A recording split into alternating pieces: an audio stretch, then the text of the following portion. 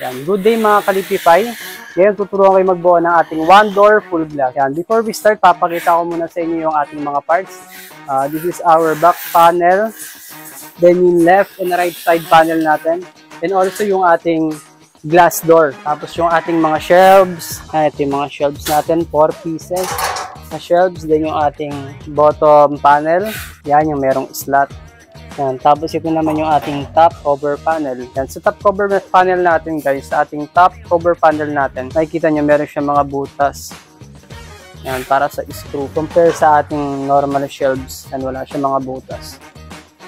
Kaya mas mabilis nyo ma-identify kung alin din yung mga top and bottom panel natin kumpara sa mga shelves natin. Then ito naman yung ating mga screws, hooks, then yung ating block footing. Kaya bago tayo mag-start, kunin muna natin yung ating back panel, then yung isa sa mga side panel natin. Nasa inyo kung kukunin nyo yung left and right, ganun. Then kung makikita nyo, dapat yung matabang part, yan, dapat lagi siyang nasa baba. Then yung manipis, ito yung nasa taas. Tapos kunin natin itong left side.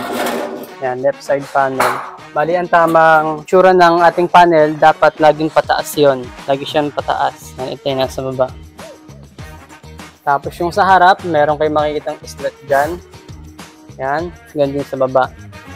Then yung kadikit na itong back panel, meron siya mga nakaabang na butas ng screw sa pagitan yan. Yan, bali dyan yung siya ipapasok. Itungtong nyo siya. Tapos pasok. Screw nyo muna ito. Yan, Then kunin natin yung right side panel natin. Ganyan lang din. Screw nyo muna. Yan, kapag natayo na natin siya ng ganyan, tsaka natin ikakabit yung ating glass door. Yan, pasok nyo muna siya paloob. Then, itungtong nyo siya. Yan, tungtong. Tapos, ito.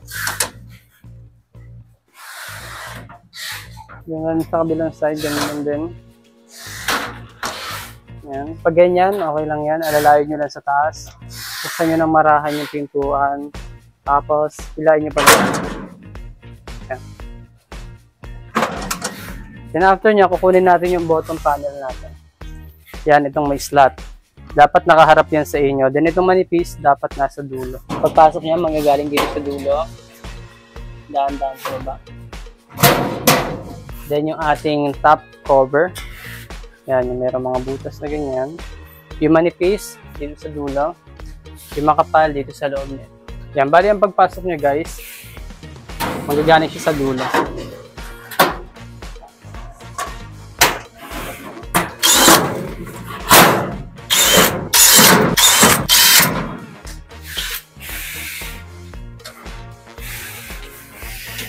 Ikabit muna natin yung block footing.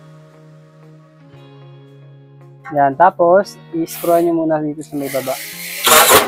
Yan. So, sa footing natin, meron siyang nakaabang ng mga butas dyan. Bali, itutok nyo lang siya.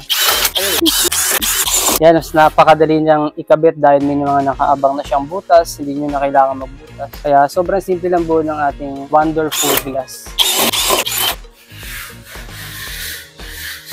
Yan, after natin makabit yung ating block footing, saka naman tayo magkakabit ng ating mga hooks and shelves. Yan, open lang natin siya. Then, kabit tayo ng ating mga hooks. Yan, bali, 4 hooks siya kada shelves. Isa natin ito sa pinakataas. Yan, tapat-tapat lang siya. Testing natin. Yan. Oops, ganyan. Adjust lang kayo ng konti. Yan.